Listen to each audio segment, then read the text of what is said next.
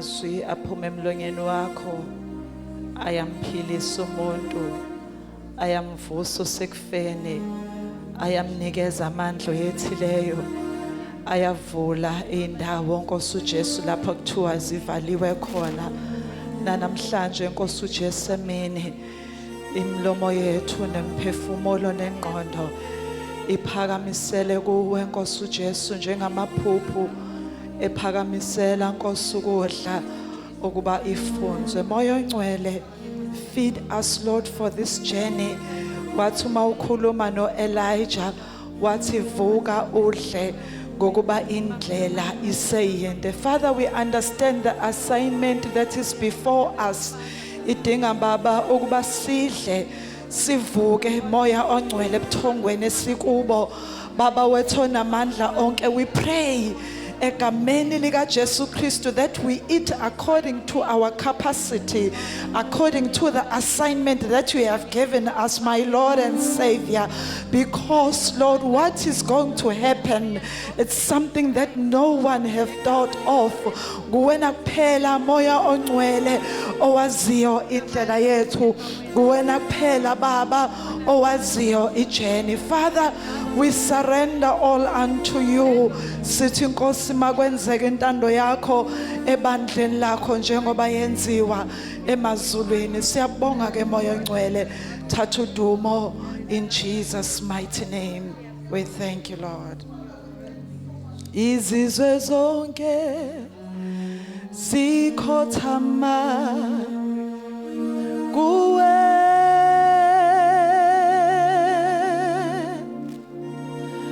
bayete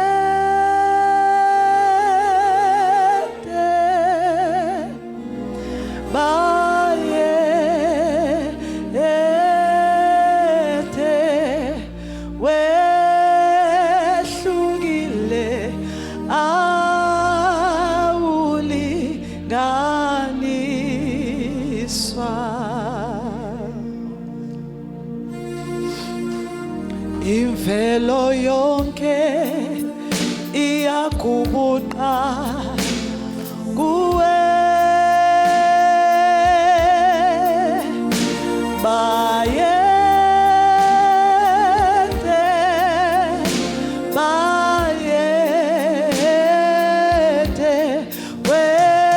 wehlukile awulinganiswa. Sithi bayete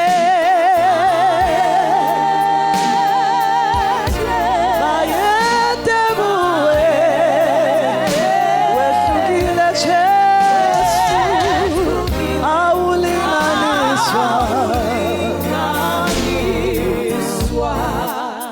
Indalo yonke indalo yonke iyakhothama kuwe, bayete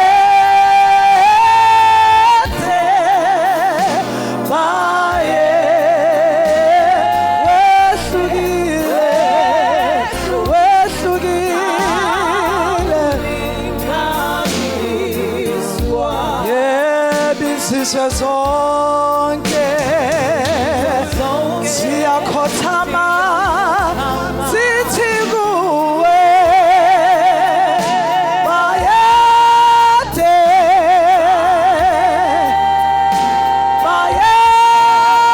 kuwe, wehlukile Jesu, wehlukile Jesu. Sithi bayete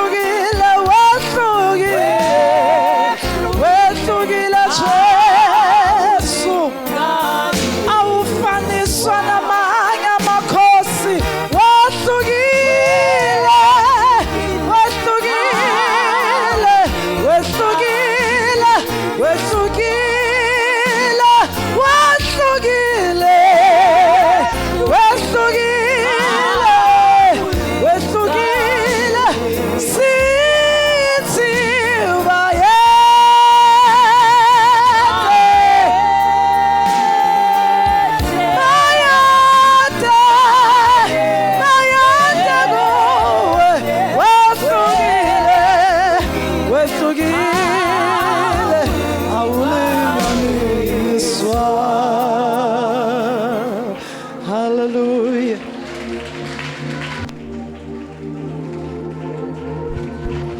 Hallelujah. Hallelujah. Hallelujah. Hallelujah. Blessed be the name of Jesus. Siyabonga Baba. Siphakamisa udumo kuwe. Siphakamisa izibongo kuwe. Ndumiso siphakamisela kuwe. Emini namhlanje sithi uyingcwele. Uyingcwele, uyingcwele Jehova wemikhosi. Akekho ofana nawe, akekho ngalinganiswa nawe, akekho ngenziwa fane nawe. Uyinkosi yamakhosi, umbusi wababusi. UnguJehova wayekhona okhona noyoba khona, ungakadali lutho Baba, ungakenzi lutho, ubunguNkulunkulu uzikhonela wena. You depended on nothing and no one for your existence, Heavenly Father. Wakudala konke, ukudala ngezwi lakho, Heavenly Father. Ukudalela udumo lwakho. Noma sekushabalele konke akukushintshe ukuthi wena unguNkulunkulu. Siyabonga Baba. You are such a wonderful God. Nasemini siyazwela ubukhona bakho phakathi kwethu. Inhliziyo zethu zihlale njalo ukulangazelela ukuba sebukhoneni bakho namanje Baba. We take this as a special day, as a special moment, uNkulunkulu oyingcwele, ukuthi sibe sebukhoneni bakho. Sisho njengoDavid ukuthi lokhu engikufunayo futhi ngiyokufumana ukuba ngihlale endlini kaJehova, ngithokozele ubuhle bethempeli lakho, ngibuze ethempelini lakho. Sisho njalo Baba nasemini sizele ukuthokozela ubuhle bakho, sibuze nasethempelini lakho. Sinethemba wena Baba ukuthi uzosemboza ngephiko lakho, usivikela Heavenly Father, ngoba uNkulunkulu osivikelayo. We thank you Heavenly Father, we bless you in the name of Jesus, the name that is above every other name. Baba siyabonga, siyazwela imfudumalo yokuba sebukhoneni bakho nakule ndawo ngalesi sikhathi. Sibonga imfudumalo yokuthintwa isandla sakho esinamandla, isandla sothando, isandla esigcwele induduzo. Siyabonga Baba, wethembekile. Esho njalo umhlabeleli, akekho ngafaniswa nawe. Amandla nobukhosi nobungcwele bungobakho.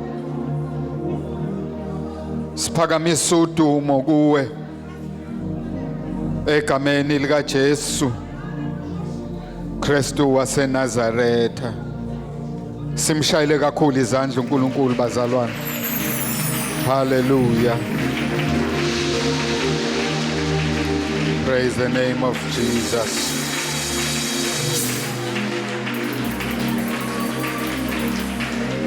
Hallelujah.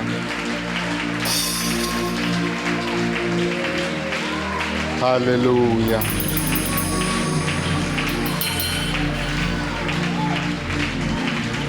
Sishaya isikhombisa ukuthi sishayile inkosi yamakhosi, umbusi wababusi, umdala weyinsuku, oyisikalo nesiphetho. Unginguye enginguye.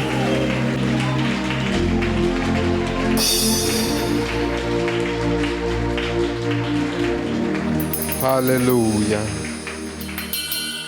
Alibongwe igama lenkosi. Bazalwane sisamile kanjalo sizocela ubaba wethu uBaba Ndebela sihole enkonzweni yokukhuleka. sikhulekela izwe lakithi, sikhulekela abantu bonke according to izwi likaNkulunkulu ku 1 Timothy chapter 2 verses 1 to 4 la izwi lisiyala ukuthi ukukhuleka ukunxusa nokucela nokubonga kwenzelwa abantu bonke. Hallelujah. Over to you Baba Ndebele. Asikhulekeni sonke bangcwele. Baba wethu ongcwele, Baba wethu onamandla wonke, yiso enkosi uJesu. Kuhlala kuyithuba elihle kithi lele silitholayo ukuba uNkulunkulu othongele sizokhuleka ngenxa yezwe lakithi. Baba wethu onamandla, kuyiqiniso ukuthi umuntu akadeserve ukuza kuwe azokhuleka, kodwa nje ukuthi sizoma kungumusa wakho Baba wethu ongcwele. Nanokuthi usethembe uNkulunkulu othongcwele ngezwe Baba wethu onamandla wonke ukuthi umkhuleko wethu masike sawukhuleka kukhona izinto ezenzakalayo. Baba wethu onamandla, siyathandaza uyalile uNkulunkulu othongcwele ukukhuleka nokunxusa kwenzelwe abantu bonke. Baba wethu onamandla wonke, uthe abakhulu amakhosi nabo bonke abasemagunyeni. Baba wethu onamandla, siyathandaza egameni likaJesu waseNazarethe ngenxa yamakhosi oselo. Baba wethu onamandla, siyakhuleka uNkulunkulu othongcwele indlunkulu yakwaZulu. Baba wethu ongcwele nenkosi uMesuzulu siyamthandazela egameni likaJesu waseNazarethe. Baba wethu onamandla, siyabonga ukuthi uNkulunkulu othembekile, uNkulunkulu obekhona umhlaba ungakasekelwa. Siyabonga uNkulunkulu othona amandla wonke ukuthi izwi lakho liyafinyelela endaweni zonke egameni likaJesu. Siyayikhulekela iSouth Africa yonkana Baba wethu ongcwele, kuningi kuyenzeka kodwa siyakhuleka njengebandla egameni likaJesu waseNazarethe. Sikhulekela umongameli wezwe Baba wethu onamandla, siyamkhulekela nayo yonke icabinet yakhe Baba wethu onamandla, nabo bonke asebenzisayo kuma departments onke siyakhuleka egameni likaJesu waseNazarethe. Department of Health siyakhuleka Baba wethu onamandla, iDepartment yokuphepha siyathandaza egameni likaJesu waseNazarethe. Baba wethu onamandla, siyathandana uNkulunkulu wethu onamandla ukuthi wena Nkosi ungenelele kuwo wonke ama department egameni likaJesu waseNazarethe. Baba wethu onamandla, umthandazo wethu uthi ngenelela ku-provincial Baba wethu onamandla wohulumeni, Baba wethu amandla kuma province onke o9 siyabakhulekela egameni likaJesu waseNazarethe. Sikhulela oPremier Baba wethu onamandla nawo wonke ama departments asebenza ngaphansi kwabo ngegama likaJesu waseNazarethe. Siyakhuleka Baba wethu onamandla wonke kuma local government, uNkulunkulu othongcwele omasipala bonke kuma metros siyathandaza egameni likaJesu waseNazarethe. Kuningi ukunyakaza okwenzakalayo khona egameni likaJesu waseNazarethe. Siyayala siyathulisa yonke imimoya emelene nokuphumelela kwezwe egameni likaJesu waseNazarethe. Siyamelana nomoya wenkohlakalo, umoya wenkosi yami Baba wethu onamandla wokuchithwa kwemali ngendlela engafanelekile egameni likaJesu waseNazarethe. Baba wethu ongcwele ngenelela kuwonke amakhomishini. Baba wethu onamandla, isandla sakhe esiluliweyo asingenelele kuwonke ama-department ngegama likaJesu waseNazarethe. Baba wethu onamandla, siyathandaza sithandazela imeya Baba wethu onamandla wonke, ama-city managers Baba wethu onamandla siyawakhulekela egameni likaJesu waseNazarethe. Onke ama-department Baba wethu onamandla, onke iy'nhloko zama-department siyathandaza egameni likaJesu ukuthi wena Nkulunkulu wethu ongcwele ungenelele njengoThixo. Uma ke wahambela izwe lakithi, izwe liyophila egameni likaJesu waseNazarethe. Baba wethu onamandla, asiye ukukhulekela izwekazi Afrika yonke, siyayikhulekela egameni likaJesu waseNazarethe. Izwekazi Antarctica siyayikhulekela, izwekazi Australia siyayikhulekela egameni likaJesu, izwekazi Europe siyayikhulekela egameni likaJesu, izwekazi Asia siyayikhulekela egameni likaJesu, izwekazi Melika Santla nesezantsi siyayikhulekela egameni likaJesu waseNazarethe. Nazo zonke iqhingi ezizungezile siyathandaza ukuthi wena Nkulunkulu onamandla wonke ungenelele egameni likaJesu waseNazarethe. Asiye kubaba othongcwele ukhulekela isithandwa sakho uIsrael, baba othongcwele othe abamkhulekelayo bayakubusiswa. Nathi sithatha leso sibusiso sokumkhulekela egameni kaJesu waseNazarethe. Siyayikhulekela ke nenzalo kaAbraham yonkana, nenzalo kaIshmael, siyayikhulekela egameni kaJesu. Sithi ukuthula kube khona kuleya ndawo. Baba wethu onamandla, amaPalestina wonke kube nokuthula, behlangene nawo Israel kube nokuthula. Inzalo kaIsaka egameni kaJesu waseNazarethe. Baba wethu onamandla, siyakholwa ukuthi uNkulunkulu ongenelelayo. Baba wethu ongcwele, asiyeke ukukhulekela ibandla. Baba wethu onamandla, isithenjwa sakho uNkulunkulu wethu ongcwele, sikhulekela abapostoli, i-500 ministry yonke siyayikhulekela. Abapostoli sebakhulekela, abaprofeti, abavangeli egameni kaJesu waseNazarethe, abelusi, abafundisi, siyabakhulekela egameni kaJesu. Sikhulekela nemvuselelo yakho baba wethu ongcwele ukuthi ihambe ikhawuleze, ikakhulu njengoba sibona usuku lwenkosi lisondela. Baba wethu onamandla, ima nebandla egameni likaJesu waseNazarethe. Udumo lonke lukufanele nangalomzuzu. Siyabonga ukuthi uthembekile, uyohlala uthembeke njalo kuze kube phakathi egameni kaJesu. Amen and amen. Hallelujah.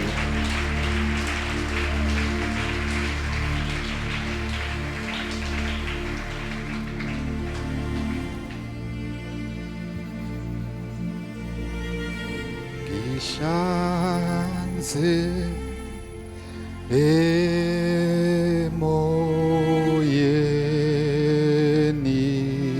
wami, angibethe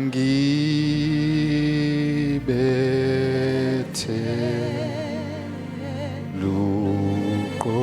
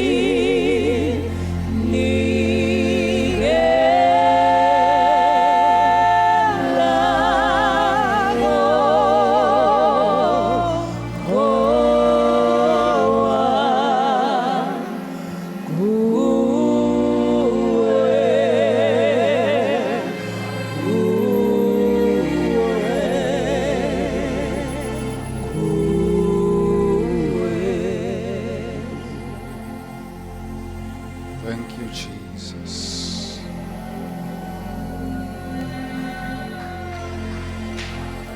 Jesus.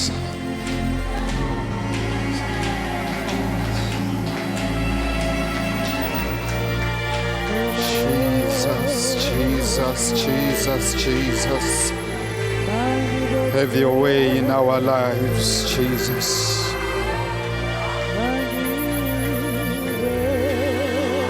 We are before your presence, Nasemini Nkosi Jesu. Thank you, Lord. If it wasn't for your sacrifice, Lord Jesus, we wouldn't be here. Oh, yes. Some of us would probably be dead in our transgressions if it wasn't for the sacrifice that you made on the cross.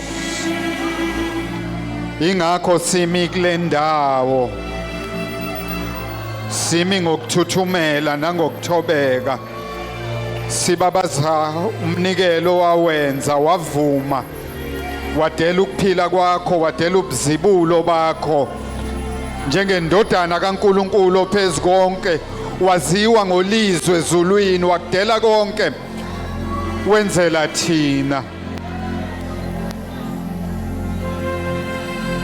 Lithi iBhayibheli wawulungile wenziwa isono, ungazani nasono ukuze thina sibe ukulunga kaNkulunkulu. Wathwala ihlazo lehlabathi, walenga esiphambanweni, wafulathelwa ubaba for our sakes.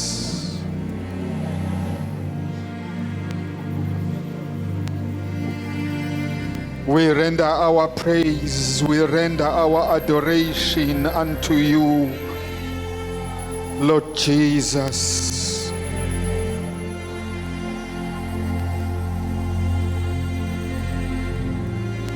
Simangaliso senkosi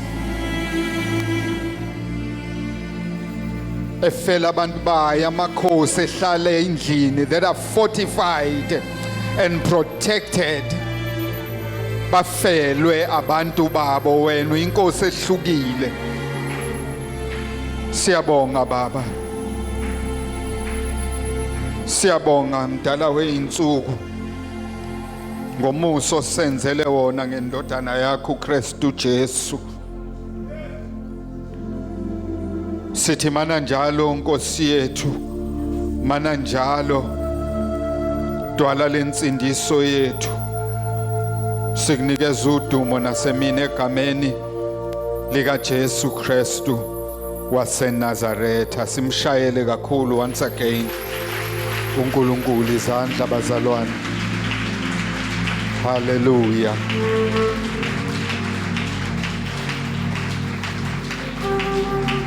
Hallelujah. I don't know about you bazalwane, ngiyayizwa imfudumalo yobukhona bakhe ngomoya oyingcwele kule ndawo. Hallelujah. Sometimes kuyaye kufika into yokuthi ama programs ethu kuyadinga ke siwabeke eceleni, size lana safike sacula sanikela, manje sekufanele yizwe na next week sizofika sicule sinikele bese kuba yizwe nangalela. Sometimes ke sikunikele konke kuNkulunkulu ukuthi Baba namhlanje sizoza and we will just listen to you, ukuthi usinikeze uhlelo and give us direction. Alibongwe igama lenkosi. Just give us a direction namhlanje. Mawufisa ukunje sikhule, mawufisa nje ukuthi sikudumise, let it be so. Hallelujah. Alibongwe ngoba simdumisa according to his word. Alibongwe igama lenkosi, simvumela athathe indawo and lead us. Hallelujah. Anize bazalwane, worthy is his name. Hallelujah. Hallelujah. He is holy. He is holy. He is holy.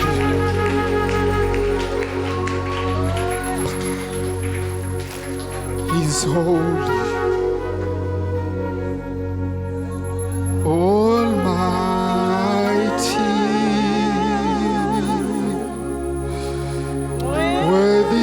The Lamb,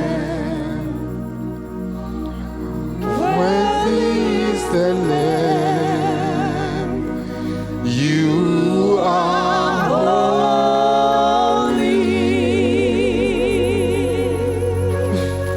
holy.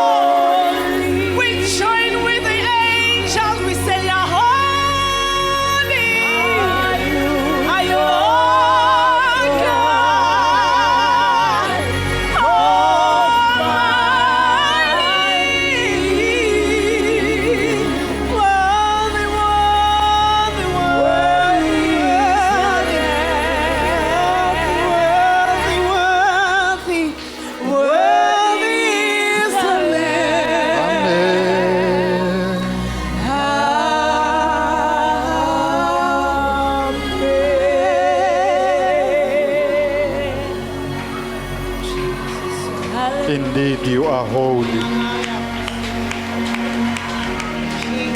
Akukho cashasha lesici kuwe. You are holy. Izidalwa zezulu ziyababaza ubungcwele bakho, zizungeza isihlalo sakho sobukhosi, zithi uyingcwele, uyingcwele, uyingcwele, Jehova wemikhosi.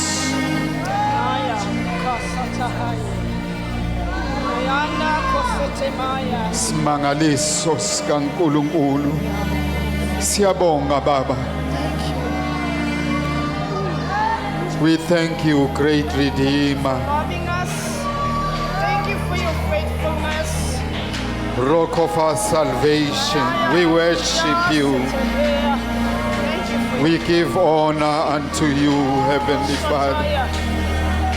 Thank you, Lord. We worship you. Egameni lika Jesu.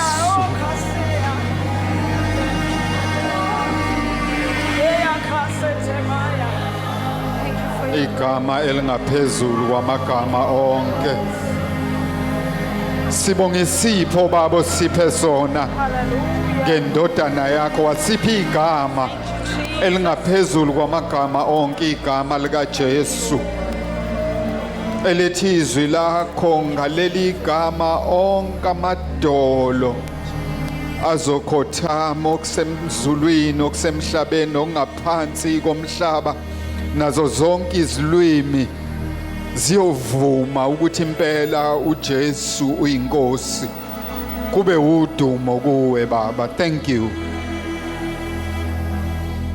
It's an unspeakable gift, Heavenly Father, that you gave us, the name of Jesus. Siyabonga Baba, sikunikeza udumo egameni lika Jesu. Simnikeza izandla zokumdumisa once again. Hallelujah.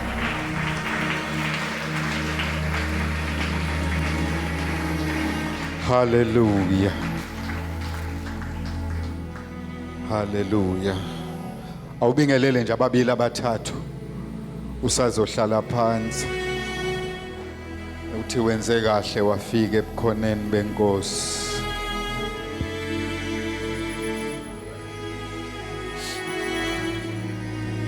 Hallelujah.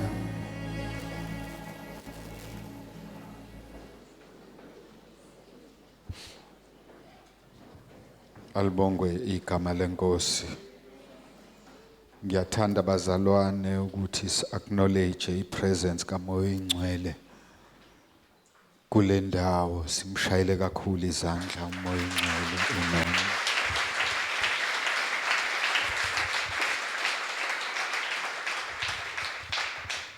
Praise the name of Jesus. Sibonge nakumphathi ohlelo, mphathi wethu ohlelo, uMama Nkosi. Hallelujah. Ake simshayile izandla uMama Nkosi bazalwane. Wonderful woman of God. Siyabonga ma. Amen. Siyabingelela bazalwane bethu abasihola ngengoma ama worshipers, ma musicians wonke. Sibonge brother Xolani dlalela ikeyboard. Sibingelela ama workers wonke akhona ngokwama departments awo ebandleni. Siyanibingelela nonke bazalwane egameni lika Jesu. Sibingelela leadership yebandla. Sibingelele bonke obaba nomama nobhuti nosisi nabantwana abancane egameni lika Jesu. Siphinde sibingelele ingceku kaNkuluNkulu okungenzeka ukuthi ikhona phakathi kwethu. Siyathanda ukuthi sibingelele, siyabonga. Ngiyaqaphela umfundisi uNduku nomama bakhona once again phakathi kwethu. Siyanibingelela ncike yenkosi. Siyanamukela on behalf of abazali egameni lika Jesu. Sishayile kakhulu izandla ncike yenkosi nomama. Hallelujah. Ngokukhulu ukuthobeka nangenhlonipho ngiyathanda ukuthi sibingelele acknowledge nabazali bethu bengekho phakathi kwethu. Amen. Bazali bethu esibathandayo kakhulu egameni lika Jesu, simshayile kakhulu uNkulunkulu izandla ngabazali bethu. Amen.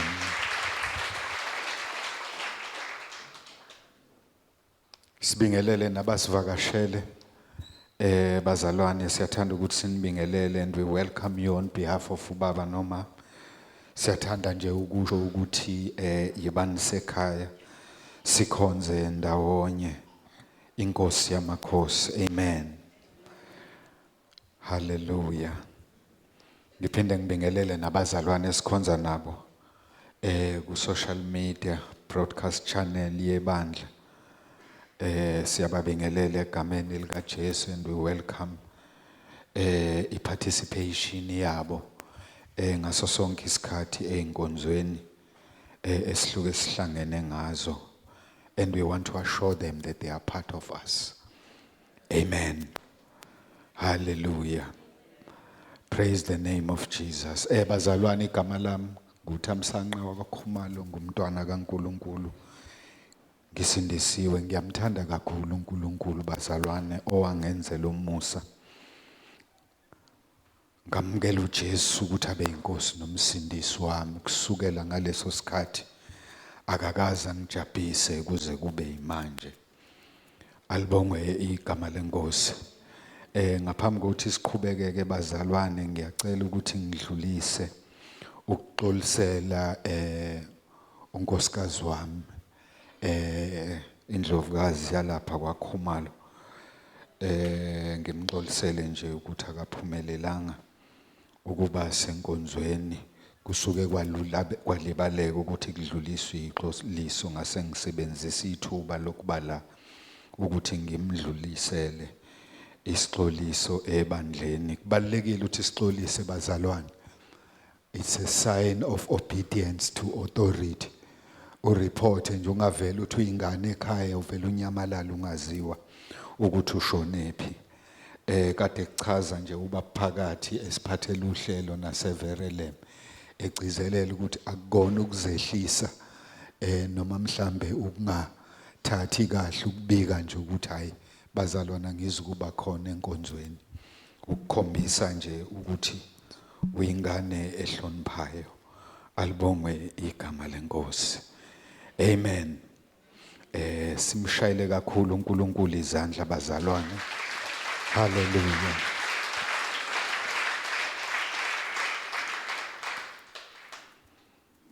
Bazalwane, ngihlale ngisho lento kodwa ngisho njalo ukuthi akulula kakhulu kuma kule ndawo. Umuntu uza la ethunywa abazali usuke ethuthumela. Kodwa angazi namhlanje ngik-experience ngenye indlela.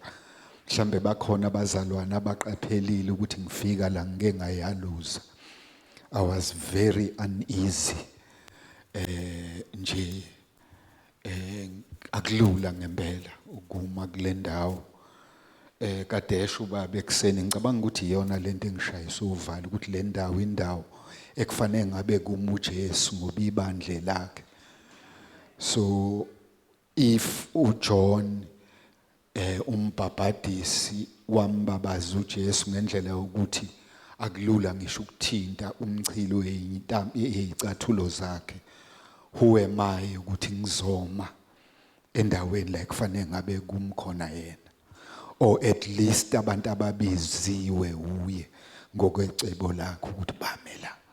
Ngiyangithobisa kakhulu bazalwane ukuba kule ndawo. Haleluya. Siyathemba ukuthi engizokwenza la ngizokwenza ngokholwa umoya ingcwele bese siyakhuleka bazalwane. Amen. Haleluya. Ake nishayele izandla nive nibahle bazalwane. Amen.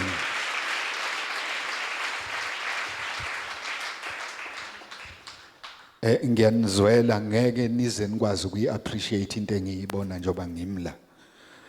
Alibonge igama lenkosi. Amen. Ke siphinde sishaye izandla bazalwane, ke sishayele nje ne-conference esisuka kuyona. Faith Conference ka-2025 ebeyimpumelelo. Hallelujah. Beyimpumelelo i-conference yethu bazalwane. Ngicabanga ukuthi sonke sizwile abazali bedlulisa ukubonga kakhulu kuthina sonke njengebandla ngakho konke sikwenzile ukusukela emalungiselelweni kuze kufike osukwini lokugcina le-conference yethu. Kodwa nje as we were reflecting no baba be-leadership ukuthi as much as nathi bazalwane phakathi kwenu sabantu abajutshiwe abazali ukuthi sibalekelele emsebenzini webandla, ibe khona lento yokuthi sibuka imphumela yomsebenzi eniwenzile njengebandla sikudlulisa ukubonga kwethu as i-leadership yebandla, not because we are overstepping abazali ne-appreciation abayidlulisile ebandleni after the conference. Okwethu sikwenza ngoba abazalwane ngokuthunywa ibona ithine besila kinina abazalwane. We were in your faces every day sinigqugquzela nangemnikelo yonke into nakwenza ngokuthombeka. So kukuhle nakuthina, kubukeke kukuhle nakuthina ukuthi sikudlulise ukubonga. Bangithumile abazalwane be-leadership ukuthi sikudlulise ukubonga abazalwane kakhulu. Alibongwe igama lenkosi. Hallelujah. Sibonge nje bazalwane ukusukela kumalungiselelo e-conference kuyinikela kwabazalwane. Amen. Kusukela emkhulekweni siqala siyikhulekela lenkonzo, we were praying individually and collectively. Mnikelo bazalwane sinigqugquzela nathi sikhuleka ukuthi abazalwane ngathi bangaresponda. Anizange nijabhise bazalwane, you responded. Kwafezeka konke okwakulangazelelwa inhliziyo zethu kanye nani ngomsebenzi omkhulu esasibhekene nawo. Kakhulu le Faith Conference was very unique ngoba yayihlangene ne-Jubilee celebration yabazali. Amen. Hallelujah. Thanda nje ukubonga nokubambisana bazalwane, sebenza ngokuyinikela thina sonke njengebandla. Onke ama teams nama departments onke they were involved. Nabazalwane who came individually nabo bezolekelela in different areas. I don't want to mention amagama because kuzokwenzeka ngigeja abanye ngephutha, but everybody, all of us bazalwane, in one way or the other we participated kule nkonzo, and we thank you very much bazalwane. Ake nishayele izandla. Amen.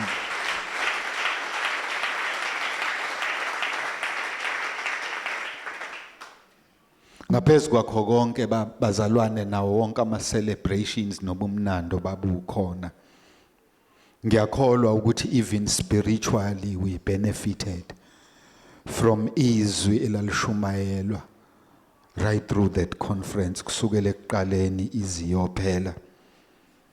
I believe in my heart ukuthi that was a message uNkulunkulu that he had ordained for us and in preparation for the coming season, that is 2026.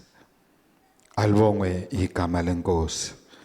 Hallelujah. Ukuthi singene ku 2026 sigcwele ukukholwa okungazamazamiseki. Hence the theme of the conference was unwavering faith. Hallelujah. Sishaye kakhulu izandla bazalwane. Praise the name of Jesus. Amen. Bazalwana ngizukuba mude. Miyalezo bekeke nje enhlizweni yami. Abazalwane, abazali bengicela ukuthi ngize kule ndaba. Ukuthi sikhulume about Thanksgiving. It's so amazing ukuthi ibekeka lento enhlizweni yami kanti nobaba ekseni uzoyithinta adlule kuyona. And we see ezwini likaNkulunkulu ukuthi ukubonga, it goes beyond just a gesture of generosity or appreciation. Mhlawumbe umuntu mayekwenzele something enhle noma esho into enhle busuthi nje thank you. Alibongwe igama lenkosi.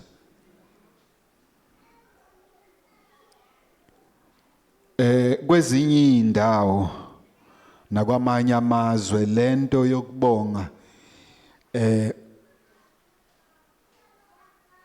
bayenze yaba so secular. Izizinikezwe nezinsuku nekhalenda la celebratewa khona insuku okuthiwa Thanksgiving Day. Alibonge igama lenkosi. I'm not saying there is anything wrong with them having a Thanksgiving Day. I don't understand the intention yabo though. Amen. But one thing I know ukuthi kuthina bazalwane ukubonga kumyalelo kaNkulunkulu. Alibonge igama lenkosi. Mawufunda izwi lenkosi encwadini yokuqala uPostoli uPaul ayibhalela ibandla laseThessalonika. Ufunda uverse 18 ku chapter 5 lithi kukho konke bongani ngokuba lokhu kuyintando kaNkulunkulu kuKristu Jesu ngani. Amen. Mawufunda kwelesingisi libhala ukuthi in everything give thanks. Amen.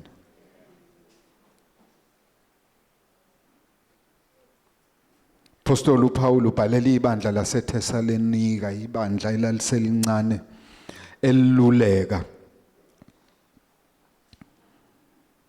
Mawufunda kule chapter, it was just the closing exhortations encwadini yakhe yokugcina ziningi izinto ayibalile, and amongst them uyayi-explaina lento yokubonga ukuthi masibonga sibonga kanjani. Number one, you see two things kuleli verse. Number one, mayebatshela ukuthi kubongwa kanjani, he says in everything. Amen.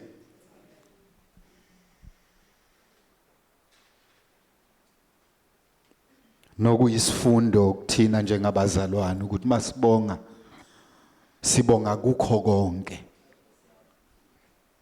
Amen.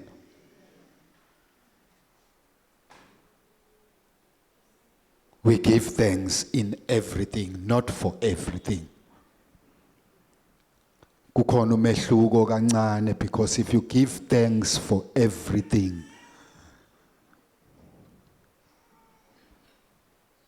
kusho ukuthi uyayireduce ilevel yokubonga kwakho. Uyireducela eyintweni, because you give thanks for everything. Kanti izwi likaNkulunkulu lithi we give thanks in everything. Hallelujah. Irrespective of situations and circumstances that are before us, the Bible teaches us to give thanks. Hallelujah. It does not matter ukuthi ngaleso sikhathi ubonga kusuke kwenze njani kuwe. Ngenze ukuthi ubonga usesimeni esingakuthokozisi noma ubonga ngoba ujabule, but iBhayibheli still emphasizes ukuthi kukho konke. Siyabonga. Okungiduduzayo kulokho bazalwane ukuthi vele izwi likaNkulunkulu liyasinikeza ithemba ukuthi in whatever situation, but iBhayibheli lithi siyazi ukuthi kwabamthandayo uNkulunkulu konke kusebenzelana kube okuhle. So that is good enough for me to give him thanks in everything, whether it's good or bad. If iBhayibheli lingitshela ukuthi konke kusebenzelana kube okuhle, it's reason enough for me to give thanks. Hallelujah. So it does not matter whether unakho kuyachichima noma uswele, but you give thanks. Sickness and in health, we give thanks. Sikhulekile noma siboshiwe, kukho konke siyabonga. Hallelujah. And what is amazing bazalwane ukuthi lento masifunde ezwini likaNkulunkulu abapostoli, they also demonstrated. Apostle Paul is teaching ibandla laseThessalonika about giving thanks in everything. Mawufunde encwadini yabaseKorinte chapter 11, 2 Corinthians chapter 11, ubale zakhe naye. Alibonga igama lenkosi, ezakhe inhlupheko adlule kuzo. But in the midst of those situations ayibhekene naso, simbona ngaso sonke isikhathi eshisekela ukuqhubeka enze inkonzo uNkulunkulu ayemthume yona.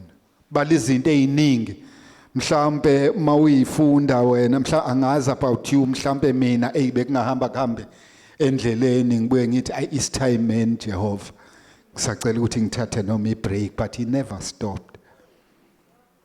Mawuyifunda lapha ku2 Corinthians chapter 11 from verses 22 to 20, from verse 22 to 28, you see. But he persevered, and he was doing that in thanksgiving, because you see in his journey, Apostle Paul is one person who always gave thanks to God. Ngakho konke ayemsiza ngake eshumayela ivangeli likaKristu emabandleni ahlukene, eqhubeka embonga uNkulunkulu although ayidlula enhluphekweni. Sibona ku Acts chapter 16 eboshiwe beno Silas, indaba esiyaziwe. Lithi iBhayibheli bakhuleka bemdumisa uNkulunkulu, bamdumisa ngamahubo esimeni where you cannot expect ukuthi umuntu angadumisa abonge, because he had this understanding ukuthi uNkulunkulu simbonga in everything. Hallelujah.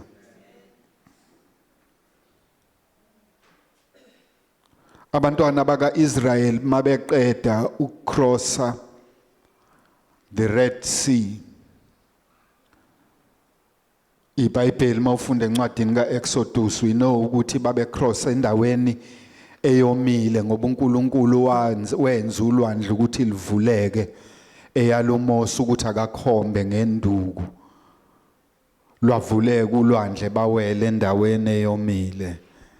Alibongwe igama lenkosi. Mabeqeda ukuwela bawela nje nayo impi kaFaro iyabalandela. So ngiyacabanga ukuthi labazalwane babe kuyidilema ngakuleli side ngaphambili babonga uNkulunkulu enze imangaliso but kusenovalo lwalaba abeza ngemuva mind you abantu asebebegqilaza iminyaka they know how powerful they are. So iBhayibheli liyasitshela ukuthi kwaze kwathatha ukuthi uNkulunkulu ayalingelosi eyayibahola ukuthi isuke ngaphambili ekubaholeni ize emva kwabo ime phakathi kwabo nempi kaFaro kwasuka nefu elalibahola elalihamba phambi kwabo ukuthi lisuke lize emva kwabo ngendlela ababesaba ngayo lime phakathi kwabo nempi kaFaro ukuze bafocus phambili bangashawa uvalo lwalento abayibona ngemuva. Usinakekela kanjalo uNkulunkulu bazalwane. Esibona sishawa uvalo, it doesn't give up on us athi uyigwala wena ngiyaphuma kuwena. He makes means ukuthi sikwazi ukuthi siqhubeke endleleni in spite of the situation and circumstances. So siyababona labazalwane baya cross mabefika ngaphesheya iBhayibheli lisitshela ukuthi impi kaFaro yayisila emva kwabo yangena but uNkulunkulu wenza isimangalise yaloMose ukuthi akaphinda likhombe ulwandle lwavaleka lithi iBhayibheli inqola ikaFaro namasosha akhe naye khona lapho kwagombuqe kobani olwandle. And sibona la mawuqala ukufunda ku chapter 15 encwadini kaExodus uMose lithi iBhayibheli nabantwana bakaIsrael bahlabelela bedumisa uNkulunkulu bebona izitha zabo imbozwa ulwandle. Alibonge igama lenkosi. So we do praise God simbonge if si experience ama victories eimpini zethu. Alibonge igama lenkosi. So iThanksgiving bazalwane becomes the essence yokuphila kwekholwa. Alibonge igama lenkosi. Sibonga ngaso sonke isikhathi. Hallelujah. And then the second thing esiqala kuphelayo kuleli verse lesibili silifundile. Ukuthi ukubonga kuyintando kaNkulunkulu. It's not something that you just decide to do. Ma umntwana kaNkulunkulu umzalwane, you must know ukuthi ukubonga originates from God's will.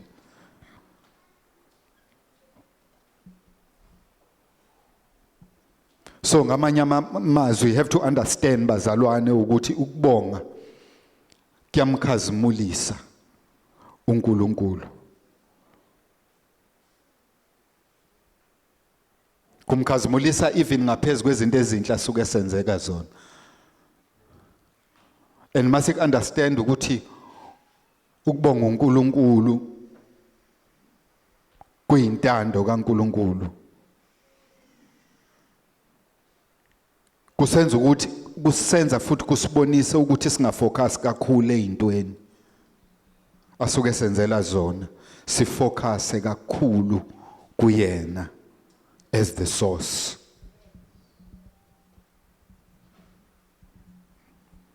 So njengoba ngike ngasho bazalwane ukuthi as much as sibonga ngaso sonke isikhathi, one thing okufanele siyiqaphele ukuthi when we give thanks to the Lord in everything, it does not matter it does not mean necessarily ukuthi ama challenges esuke sibhekene nawo noma izimo ezingemnandi more often esibhekene nazo zivele ishabalale incibilike or they become unreal.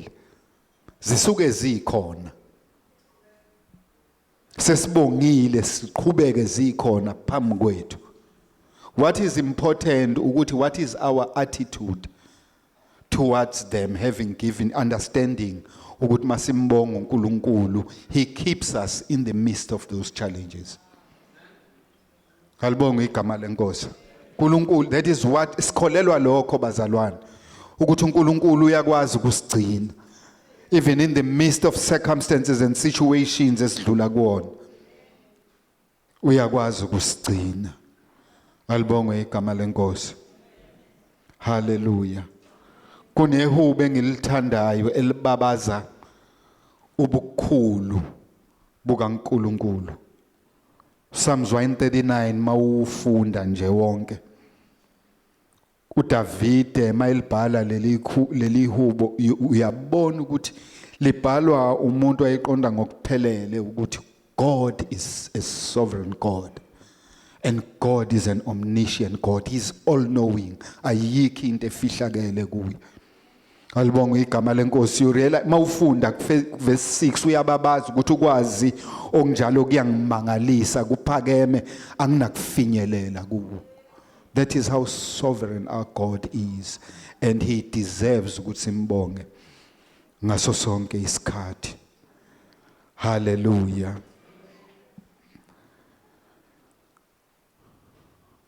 Inkosi uDavide, I'm just going through bazalwane ama scenarios where you see abazalwane expressing thanksgiving to the Lord, to emphasize ukuthi lento is because kuyintando vele kaNkulunkulu ukuthi sidumise. I'm saying uFirst Chronicles, mawufunda uFirst Chronicles chapter 29, la ufica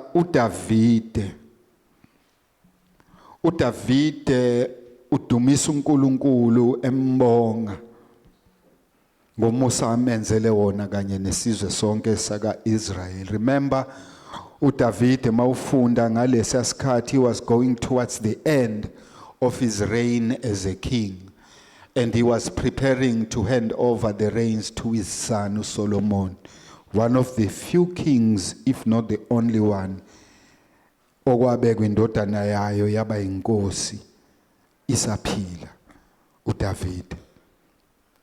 Solomon wayicobela yena, noma ke phela kwaba abasethempelini abamthela ngamafutha kodwa wayekhona, and he was there and he presided over the coronation of his son Solomon. Simuzwa la mawufunda ku verse 10 to 20.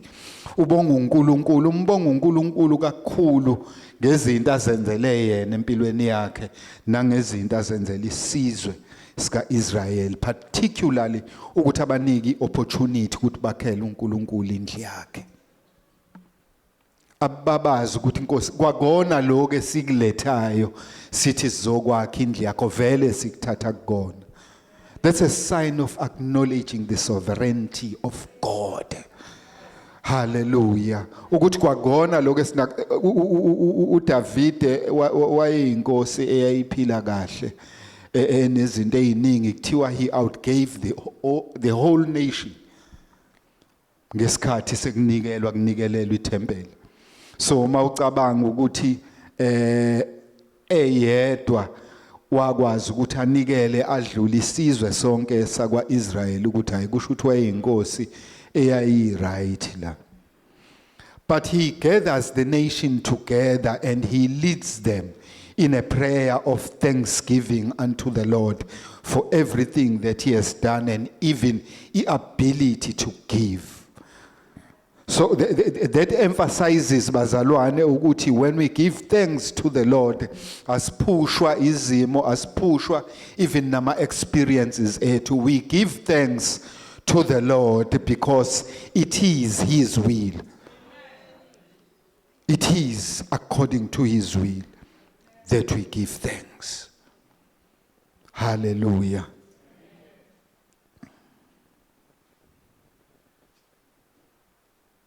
Izwi likaNkulunkulu mawufunda uColossians chapter 3 amavesi amathathu 15, 16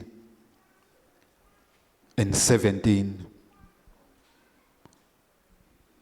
Liqala lithi ukuthula kaNkulunkulu makubuse inhlizweni zenu enabizelwa futhi kukho emzimbeni munye futhi ibani ngababongayo. Amen.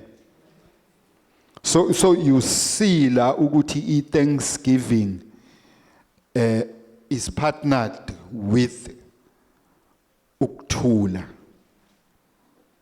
Ukuthula kaKristu lithi makubuse einhlizweni zethu. Ma umuntu obongayo you have peace. Halibonga igama lenkosi. Ma umuntu ophila ngokuthi ubonge umbongo uNkulunkulu, the peace of Christ kuyahlala kuze kubuse enhlizweni yakho. And then verse 16 it says izwi likaNkulunkulu alihlale phakathi kwenu. How? Another one kade sisakhuluma ngokuthula kuthiwa kwalona ke izwi nala lihlale enhlizweni zenu.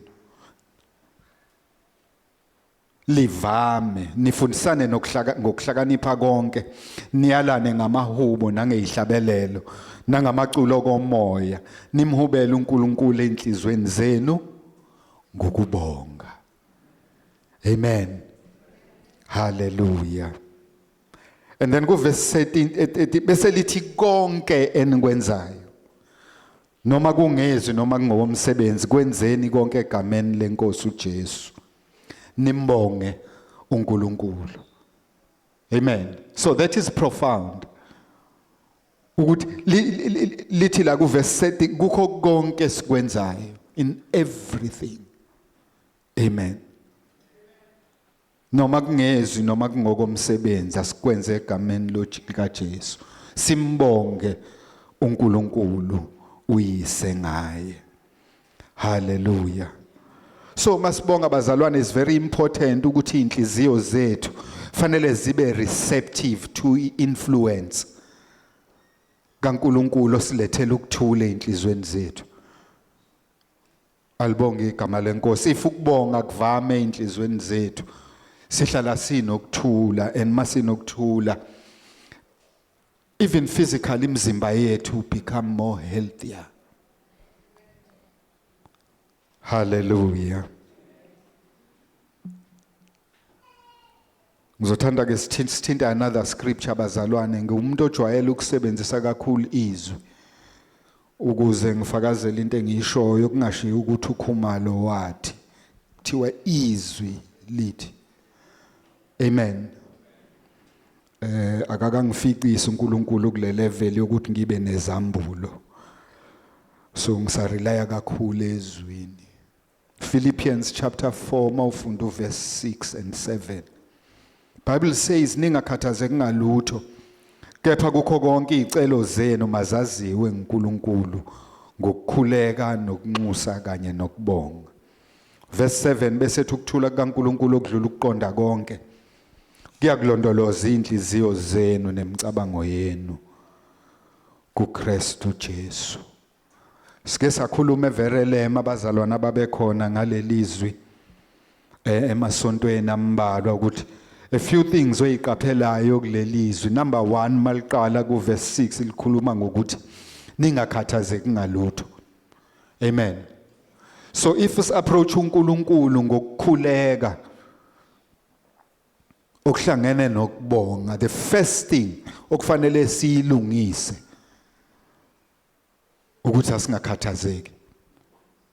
Inhliziyo zethu akungabikho ukukhathazeka einhlizweni zethu. Ukukhathazeka ikona lokho okulidela kwi-fear. I-fear is the enemy of faith. Amen. So iBhayibheli malithi without faith it is impossible to please God. You need to deal with the anxiety ngaso sonke isikhathi in your heart mawuza kuNkulunkulu ukhuleka. Lisho njalo izwi likaNkulunkulu. Amen. Ifear ekhandwa ukuba anxious yona lo enza ukuthi simngabaze ngisho sesikhuleka singabi nesiqiniseko sento esikhulekayo kuNkulunkulu. Alibonge igama lenkosi. So masikwenza lokhu siza kuNkulunkulu sikhuleka And one other thing bazalwane engifisa ukuthi ngiyi-highlight la, it talks about, okay, masifunda kwelesingisi lithi be anxious for nothing but in everything by prayer and supplication with thanksgiving. So every time ukhuleka and give thanks.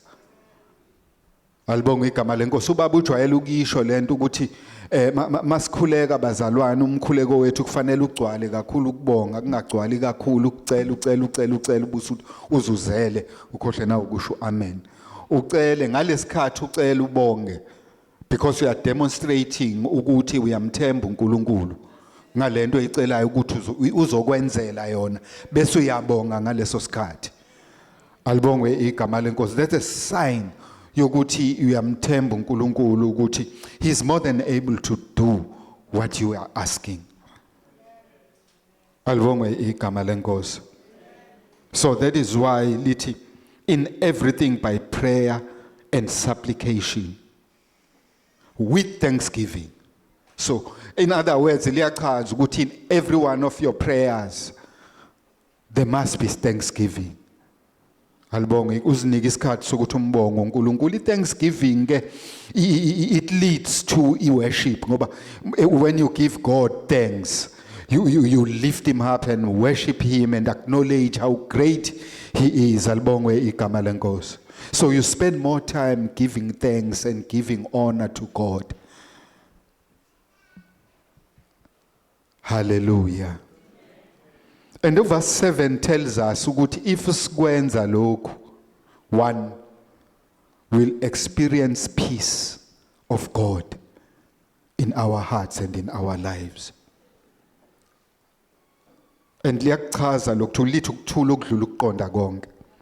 Ngeke ukwazi uku-interpreta ukuthula ngengqondo yakho, ukuthula uyakwamukela if ukhuleka ubonga uNkulunkulu in everything. Ungenako ukukhathazeka enhlizweni yakho. Thi iBhayibheli ukuthula kukaNkulunkulu okudlula ukuqonda konke kuyolondoloza inhliziyo zenu nemicabango yenu kuKristu Jesu. Amen. Anything bazalwane that is going to protect your heart and protect your mind is something to go for, because this is where the rest of your body is being controlled, in your heart and in your mind. So anything that is going to give ukuthula okudlula ukuqonda konke in your mind is something that you have to embrace njengomzalwane. Alibongwe igama lenkosi. Hallelujah. So it's very, very important bazalwane. Sengiya ngasekuvaleni sesothandaza. Sesizothandaza bazalwane. Kunehubo bazalwane engizocela ukuthi silifunde sonke. Sesingama ngeenyawo sesokhuleka bazalwane. Ngikholwa ukuthi siwaphetha amaBhayibheli ethu ayincwadi nasemafonini. Enhlizweni yami kubekekile ukuthi leli hubo silifunde and recite it, all of us.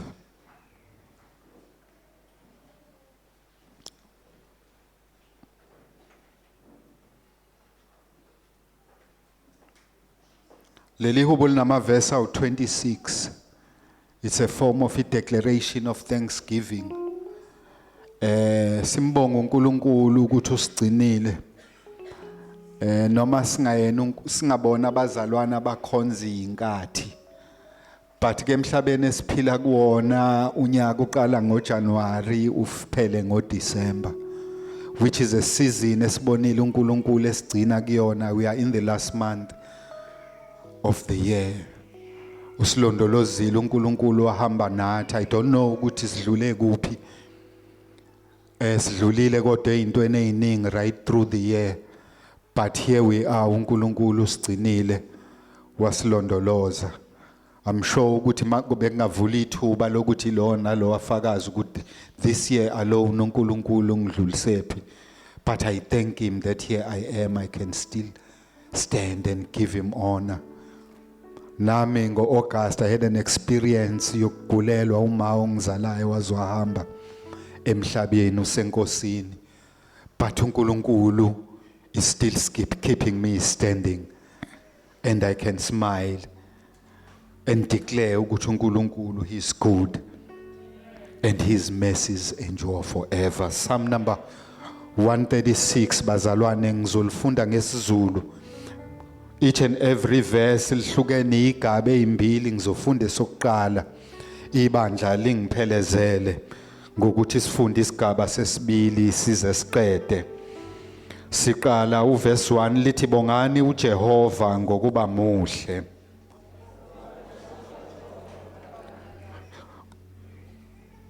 Are we ready to give thanks to our Lord? Hallelujah. Are we ready to give thanks to God? Bongani uJehova ngokuba muhle. Hallelujah.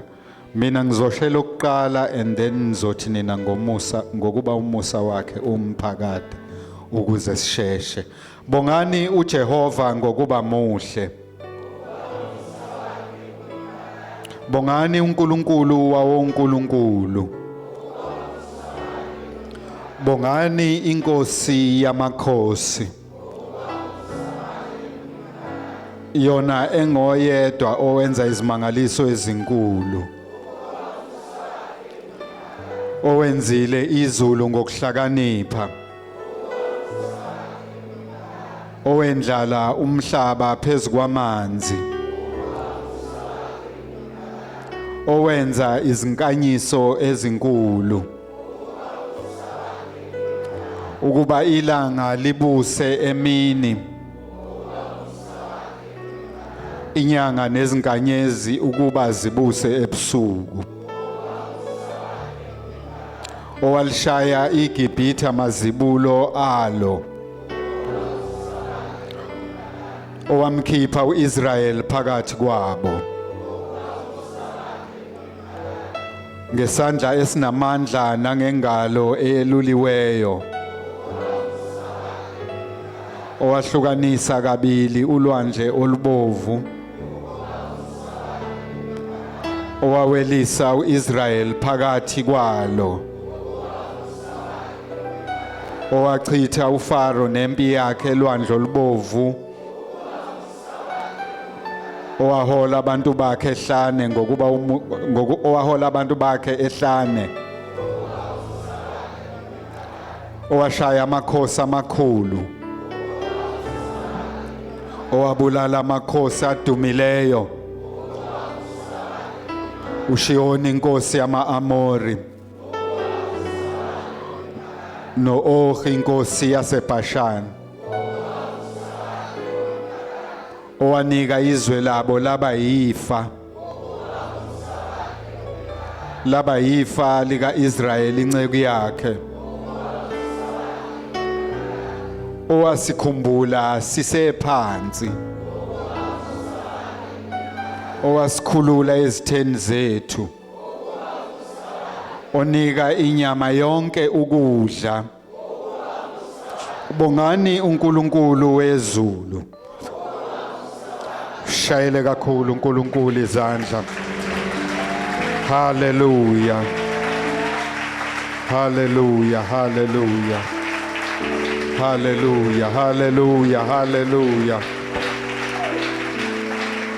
Praise the name of Jesus. Praise the name of Jesus. Praise the name of Jesus. Sesizokhuleka nje bazalwane. Just a few things that we need to take note of. Sesizokhuleka kuleli hubo. One, there is an element of praise and worship in this psalm. Alibonga igama lenkosi. And in this psalm there is acknowledgement of God's mighty work in creation. Ukuthi ngesikhathi edala akazange adale nje but kwakumangalisa indlela edala ngayo. And another thing that we pick up kuleli hubo ukuthi uNkulunkulu osivikelayo. He is the defender of his people. Hallelujah. One other thing that we pick up kuleli hubo, imisebenzi yakhe yommangaliso namandla yenzayo phambi kwabantu bakhe ukuze babone ubukhulu bakhe. And one last thing that I want to mention, bazalwane, ukuthi kuleli ihubo sibona uNkulunkulu eziveza as a provider yabantu bakhe. Alibongwe igama lenkosi. Incwadi yamahubo, you can visit it, ligcwele amahubo okudumisa nokubonga uNkulunkulu. But as sizocela ubaba uSibiya ukuthi azasihola emkhulekweni wokubonga izwi, I just want to read one last psalm, bazalwane, the psalm of thanksgiving, Psalm 100. Psalm 100, singabe samfunda, I'll just read through him and then I will ask ubaba ukuthi eze ngaphambili. Lithi hlokomani kuJehova ngezwi lokuhalalisa mhlaba wonke. Mkhonzeni uJehova ngokujabula, nisondele ebusweni bakhe ngokuhuba kwentokozo. Yazini ukuthi uJehova uNkulunkulu nguye osenzileyo kuthina sibe ngabantu bakhe nezimvu zedlelo lakhe. Verse 4 lithi ngenani emasangweni akhe ngokubonga nasemagcekeni akhe ngokudumisa. Mbongeni nibusisi igama lakhe ngokuba muhle uJehova. Umusa wakhe umi phakade nokuthembeka kwakhe ezizukulwaneni ngezizukulwane. Hallelujah. Leli hubo you see ukuthi liyaveza ukuthi simbonga kanjani uJehova. Lithi uJehova usimbonga with a joyful noise. uJehova simbonga by serving with gladness. Singasevi sijabhile. When we serve with gladness. That's a sign of giving thanks to our God. Alibongwe igama lenkosi. And siza kuye ngentokozo. Alibongwe igama lenkosi. Simshayile kakhulu uNkulunkulu izandla as the man of God is coming to pray. Simnikeze udumo, simnikeze ibongo ukuthi yena wethembekile empilweni zethu kwaze kwaba yilesi sikhathi. God bless you.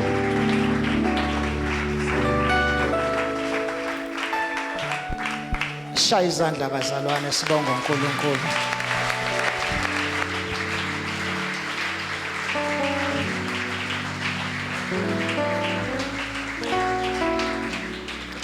One of the things bazalwane ezenziwa ukuya kuNkulunkulu ngokumbonga is to disarm anxiety. Ugcwalisa umkhuleko wakho kuNkulunkulu ngokuthula kaNkulunkulu enhlizweni yakho. One of the things eyenziwa ukuya kuNkulunkulu ngokubonga is not to deny ukuthi you are going through things. But it's a declaration yokuthi uNkulunkulu kuzona zonke izinto obhekene nazo, he is still a sovereign God. So sizodumisa uNkulunkulu bazalwane. Simbonge esibhekene nezinto esibhekene nazo, simtshene ukuthi uNkulunkulu omkhulu phezulu kwezinto. Ake siyeke ukubheka izinto ke sibheke uNkulunkulu. Uma siya kuNkulunkulu ngokumbonga sishena uNkulunkulu ukuthi amehlo ethu abheke kuye. Awabhekile izinto ezishayayo. Lo nyaka siwuphetha ake siwuphethe ngokuthi sithi inkosi siyabonga. Siyabonga ukuthi uhambe nathi wasigcina, wadlula nathi ezintweni ebesiyibona.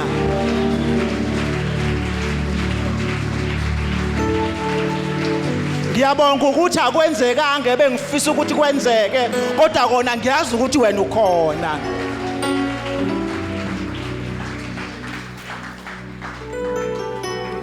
Ngiyacela nje sonke bazalwane ke sithathe inhliziyo zethu ke siyibhekise kuNkulunkulu, sike simbonge uNkulunkulu. Ungasoli, ungaceli, ungabalisi, ungakhathali ngesikhathi ubheka kuye uthi wena uphakeme uyinkosi. Yena ubheka lezi zinto wena okhathazeka ngazo ngesinye isikhathi. Sizothandaza sonke. Baba wethu omuhle egameni lika Jesu Kristu waseNazaretha.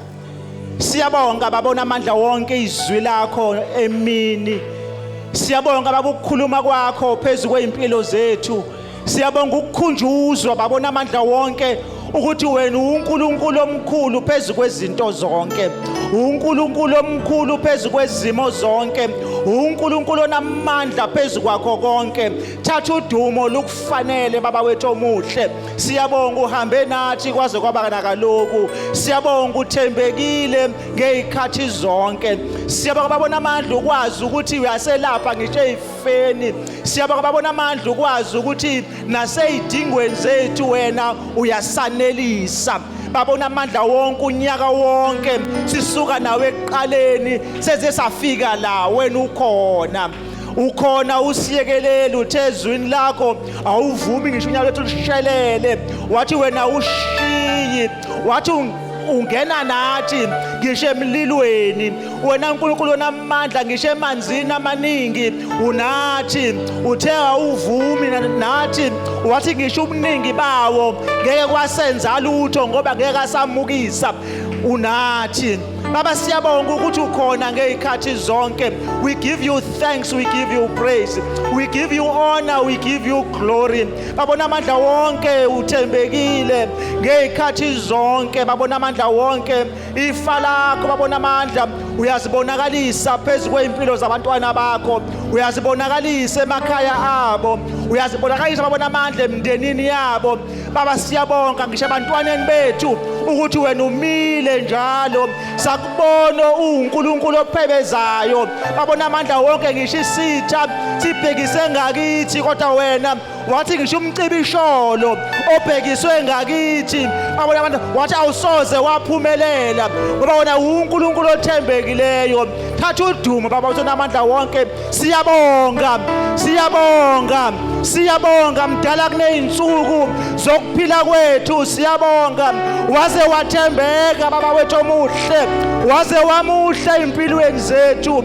Waze walunga Jehova empilweni zethu. Besiya ukuba yini babona amandla wonke ukuba wena bewungekho sasiyophelela endleleni. Baba wethu namandla wonke uba wena bewungekho wasithwala mdala kuneyinsuku wahamba nathi wasiwelisa wasikhuphula intaba namagquma wangena nathi. Babona amandla wonke even in the valley of the shadow of death. Babona ozange usishiye endleleni wasithwala usazosithwala usithwele njalo uthembisile. Wathi niyoze niguge nginguye. Wathi niyoze nibe mpunga nginetshethe. Baba siyabonga ukuthembeka kwakho. Qhubeka njalo mnini mandla wonke. Qhubeka njalo mdala kuneyinsuku ungubaba wethu weqiniso othembekileyo ngezikhathi zonke. Ubani ongamelana nathi ba wena ungakithi. No weapon that is formed against us shall prosper ngoba wena unathi njalo uyasilwela ngisho izimpi zethu. Baba siyabonga egameni lika Jesu Kristu waseNazaretha. Baba uzonamandla wonke siyabonga izwi lakho oluwisile phezulu kweimpilo zethu ngomntwana wakho. Ukhulume kahle babona amandla wonke wakhuluma njengonegunya phezulu kweimpilo zethu. Mugcobe umntwana wakho ukhulume ngaye mubusise njalo muhlenga umvikele nako konke okubiza igama lakhe. Baba thatha udumo eimpilweni zethu. Akekho omunye uNkulunkulu esiya kumkhonza ngaphandle kwakho uNkulunkulu ophilayo. Uthembekile wena unamandla ngezikhathi zonke. Siyabonga babona amandla wonke. Siyabonga egameni lika Jesu Kristu. Siyabonga egameni lika Jesu Kristu. Let's call this name Jesus. Let's call this name Jesus. Aphezulu kwamagama wonke esilinikiziwe saliphiwa leli gama okuthiwa zonke izimo ziyaguqa phambi kwalo. Ayizilimi zonke silivume ukuthi leli gama lingelenkosi ephakemeyo. Siyabonga babegameni lika Jesu Kristu. Sibonga uthando lwakho olungapheliyo olunamandla okusithwala, olunamandla okusigcina, olunamandla okusiwelisa, olunamandla okusivikela, olunamandla okusondla. Uthando olujulile ngaphezu kwezilwandle zonke, uthando oluphakemeyo ngaphezu kwezintaba zonke. Siyabonga Baba wethu namandla wonke. Thatha udumo nantambama, lukufanele ibongo zikufanele, amandla ubukhosi nenkazimolo. Uyinkosi ephakemeyo wena wedwa, wawukhona ekuqaleni, ukhona uyoba khona kuze kube phakade, ngoba nguwe izolo, nguwe namuhla, yebo nguwe naphakade. We give you praise in Jesus mighty name, amen. Ake shaye izandla bazalwane, ake shaye izandla bazalwane, sishayela ukuthi siyaphila. Ke umbongo ukuthi uyaphila, isitha besingafuni ukuthi ngabula ngalesi sikhathi. Kwabe kuya ngoSathane, ngaba ukho la, ngaba waphelela endleleni. Siyambonga bazalwane uNkulunkulu ntambama osithandayo. Siyambonga uNkulunkulu onomusa njalo. Siyambonga uNkulunkulu osikhumbuzayo ukuthi ukuthinta inhliziyo yakhe akukona ukukhala kuphela, kodwa ukumbonga noma ngabe izimo ziyakhalisa. Sisami kanjalo bazalwane, angize kuluvala leli thuba. Before nje samukela isibusiso, ngicela ukwenza isimemezelo sesisimemo sokuthi uma ukhona kule ndawo namhlanje awukaze wazane noJesu. Uma ngathiwa nje kufika usuku lwakho lokuhamba emhlabeni namhlanje, unesiqiniseko sokuthi uya esihogweni, ngoba awukaze wazane noJesu. Lithi izwi laNkulunkulu, isango nguJesu, indlela nguJesu, umlamuli phakathi kamuntu noNkulunkulu uJesu. So nje ntambama ngithi kuwe mawukhona phakathi kwethu namhlanje othi ngiyamdinga uJesu, suke esihlalweni sakho uze ngaphambili sikhuleke kanye nawe, uthole uphawu likaMoya oNgcwele ozogcina mayibuya uJesu athi nango wami. Othi ngiyamdinga uJesu ntambama, it's for your own good. Owesibili othi ngake ngasindiswa, but ngenxa yobude bendlela ngashelela endleleni, ngidinga ukubuyiselwa endaweni yami engake ngaba kuyona ngelinye ilanga. I need this restoration. Ngiwile, ngilimalile, ngicela ukubuyiselwa endaweni yami.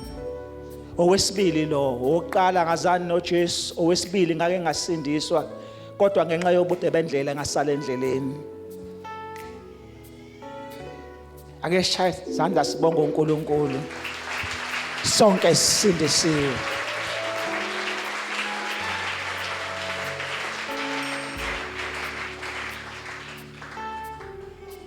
Asamukele isibusiso. Baba, siyabonga izwi lakho, siyabonga ukuthembeka kwakho kithi nokusithanda okumangalisayo. Ukhulume kahle babona amandla wonke, nanti ifa lakho Baba seliyaphuma, sibuyele emakhaya.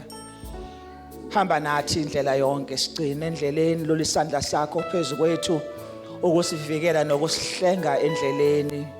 Khulula isibusiso sakho babona amandla wonke sanelisayo, singalethi usizi phezu kweimpilo zethu. Hamba nathi, sibiyela ngisho imoto esihamba ngazo, sifafaza igazi likaJesu emgaqweni esihamba kulo, sikhuluma ukuthula nokuphepha kwelihle igama lenkosi yethu Jesu Kristu. Kwangathi umusa wenkosi yethu Jesu Kristu, uthando likaBaba uNkulunkulu nobudlelwano kaMoya oNgcwele ngaphumula phezu kwethu ngamunye ngamunye, izibuye inkosi yethu Jesu Kristu ukulanda ibandla layo. Amen.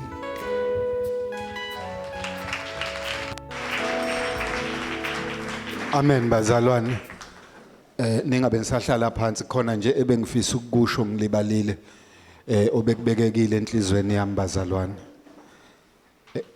Kakhulu kubazalwane ade bengekho evereleme ekseni. Ngiyathanda nje bazalwane ukuthi nginikhuthaze. Make sure ukuthi you get the recording yenkonzo yasekuseni namhlanje yaseVerelem. Mhlambe before the next Sunday ubusuke wadlula kuyona. Make sure ukuthi senze njalo. Thola recording yenkonzo yanamhlanje ekseni ebiseVerelem kade kushumayela ubaba. It's very very important ukuthi before kufika iSunday ezayo sesiyilalelile nathi esibesikhona sisazophinda futhi ukuze kufike le Sunday. As I don't want to tell you ukuthi kuzokwenzakalani, but ngithi nje ukuze ube prepared for the coming Sunday. Dlula kule nkonzo yasekuseni. Amen.